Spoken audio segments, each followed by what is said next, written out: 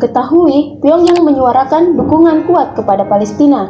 Korut awal pekan ini menyalahkan Israel karena menyebabkan pertumpahan darah di Gaza. Korea Utara terkenal sebagai negara komunis dan menentang pengaruh asing dalam semua hal termasuk agama. Di Korea Utara, Kim Jong-un melarang warganya bebas memilih agama. Pemerintah Korea Utara mengecam serangan militer Israel ke jalur Gaza yang disebut sebagai tindakan gangster. Israel mendesak Rusia untuk melindungi warganya dan Yahudi terkait perang yang berlangsung antara Israel dan Hamas di Gaza.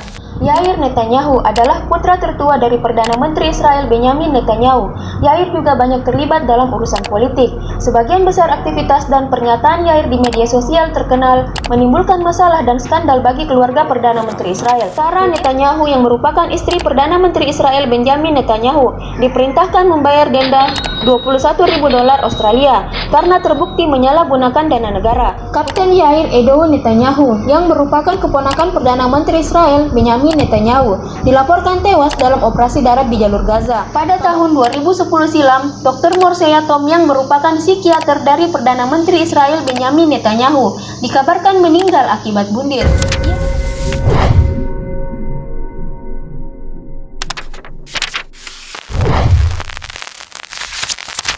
Diketahui, Pyongyang menyuarakan dukungan kuat kepada Palestina.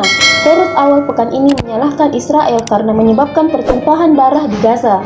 Korut juga secara rutin menyalahkan Amerika Serikat karena mendorong semenanjung Korea ke jurang perang nuklir.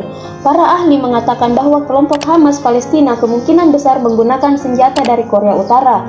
Pernyataan ini muncul setelah adanya rekaman seorang pasukan Hamas membawa peluncur roket yang diduga berasal dari Korea Utara. Video tersebut diketahui direkam tak lama setelah serangan mematikan terhadap Israel pada tanggal 7 Oktober. Ini pun dibagikan secara luas di media sosial. Para analis mengatakan bahwa warga Palestina secara historis menggunakan senjata Korea Utara yang mungkin pertama kali dibeli oleh Iran atau Suriah. Senjata itu kemudian diselundupkan ke jalur Gaza yang dikuasai Hamas. Cara ini biasanya dilakukan untuk menghindari embargo Israel Mesir. Embargo telah berlaku sejak tahun 2005 silam.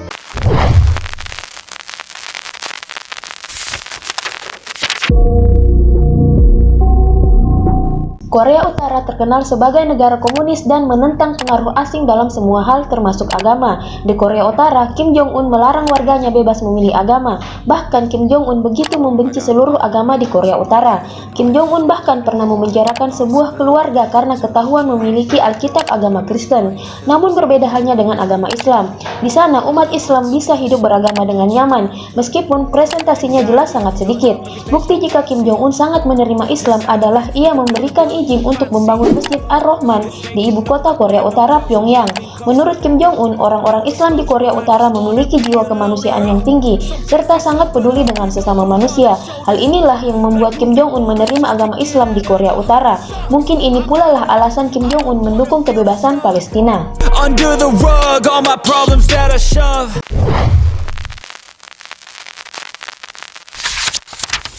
Pemerintah Korea Utara mengecam serangan militer Israel ke jalur Gaza yang disebut sebagai tindakan gangster dan menyampaikan dukungan penuh bagi rakyat Palestina. Bahkan melalui Kementerian Luar Negeri Korea Utara mengutuk keras Israel dan menyebut negeri itu tukang jagal. Kim Jong-un bahkan mengecam kepemimpinan Donald Trump ketika ia mengumumkan Yerusalem sebagai ibu kota Israel dan menganggap Amerika Serikat melakukan langkah yang tidak semestinya.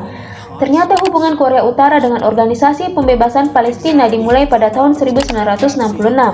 Kim Il-sung dan Yasser Arafat memiliki hubungan yang sangat dekat, dan Korea Utara memberi bantuan kepada Palestina.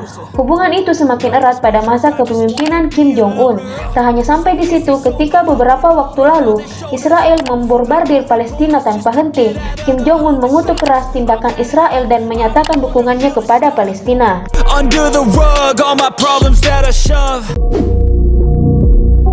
Di bawah masa kepemimpinan Kim Jong-un, beberapa kali Korea Utara mengutarakan dukungan terhadap Palestina. Salah satu bentuk dukungan Kim Jong-un yakni mengakui kedaulatan Palestina atas wilayah yang dikuasai oleh Israel. Pada tahun 2004 silam, ketika Presiden Palestina Yasser Arafat meninggal dunia, Korea Utara dilaporkan ikut bergabung guna menghormati kepergian sang presiden. Secara resmi, Korea Utara adalah negara yang sangat menentang adanya segala bentuk imperialisme, penindasan, dan represi terhadap suatu bangsa dan negara oleh kekuatan Barat. Hal itu yang membuat Korea Utara merasa kalau perjuangan Palestina adalah perjuangan luhur melawan bentuk imperialisme Barat di tanah mereka, melawan Israel. Secara resmi juga Korea Utara mengakui Palestina sebagai negara yang merdeka pada tahun 1988 dan berusaha dengan sangat besar untuk membantu Palestina dari berbagai aspek yang disepakati.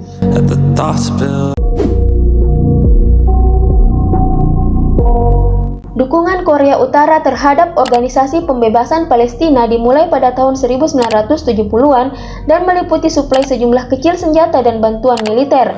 Senjata Korea Utara di Timur Tengah meliputi bantuan untuk beberapa faksi sayap kiri dan gerakan revolusioner seperti PLO dan Front Populer untuk pembebasan Palestina dan Front Demokrat untuk pembebasan Palestina. Efek dari kebaikan Korea Utara terhadap Palestina yaitu dibuatlah sebuah poster yang menampilkan pemimpin Korea Utara Kim Jong-un dan di atasnya terdapat bendera Korea Utara bersandingan dengan bendera Palestina yang mengumumkan penawaran khusus diskon 80% untuk pelanggan Korea Utara.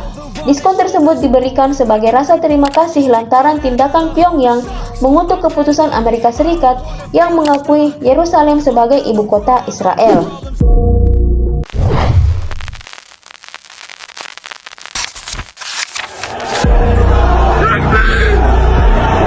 Israel mendesak Rusia untuk melindungi warganya dan Yahudi terkait perang yang berlangsung antara Israel dan Hamas di Gaza.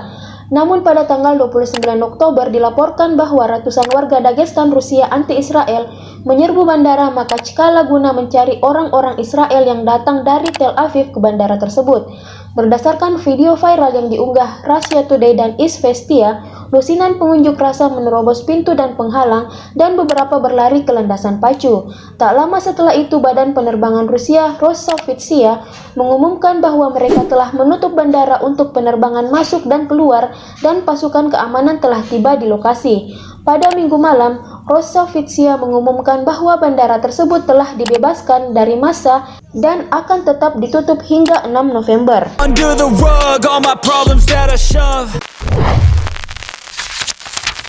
Yair Netanyahu adalah putra tertua dari Perdana Menteri Israel Benyamin Netanyahu.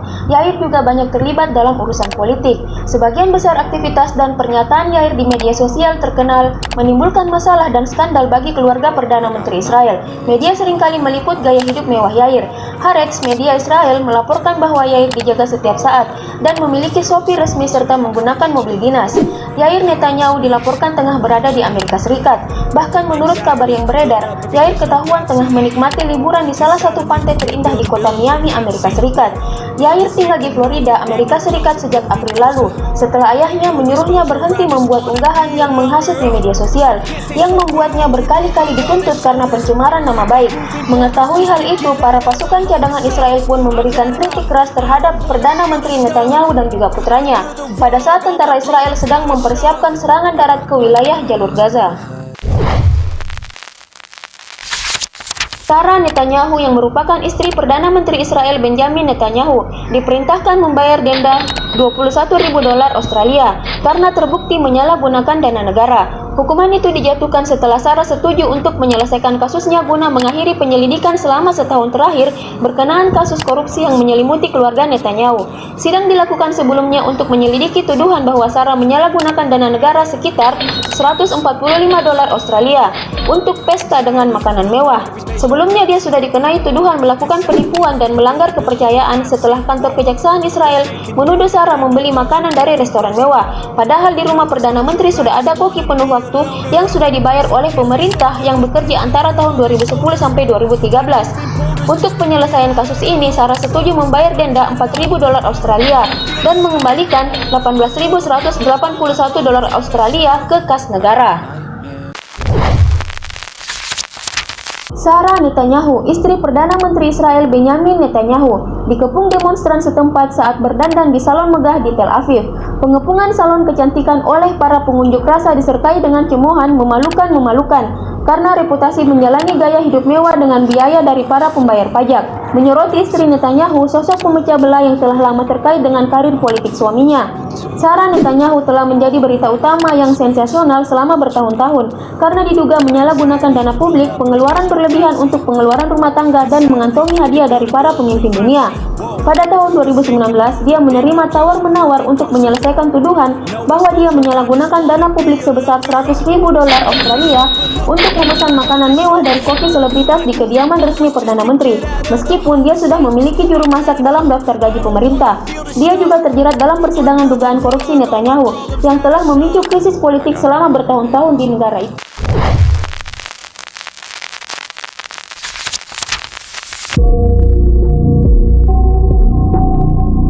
Kapten Yair Edou Netanyahu, yang merupakan keponakan Perdana Menteri Israel Benyamin Netanyahu, dilaporkan tewas dalam operasi darat di jalur Gaza. Kabar ini dilaporkan oleh media Sputnik yang berbasis di Rusia.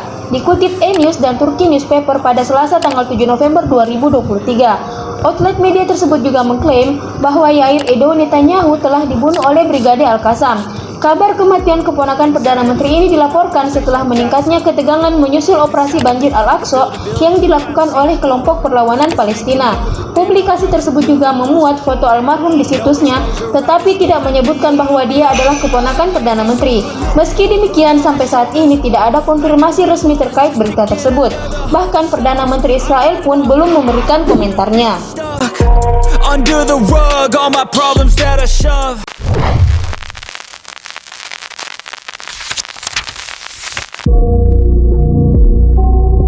Pada tahun 2010 silam, Dr. Moshe Yatom yang merupakan psikiater dari Perdana Menteri Israel Benyamin Netanyahu dikabarkan meninggal akibat bundir.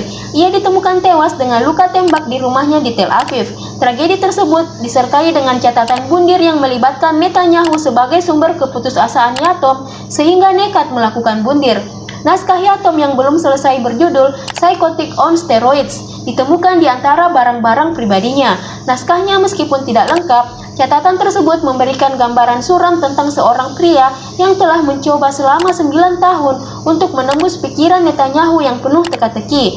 Upayanya yang tak kenal lelah untuk membimbing Perdana Menteri Benyamin Netanyahu menuju pemahaman rasional tentang realitas pada akhirnya merugikan kesehatan mental dan fisiknya. All my problems that I shove.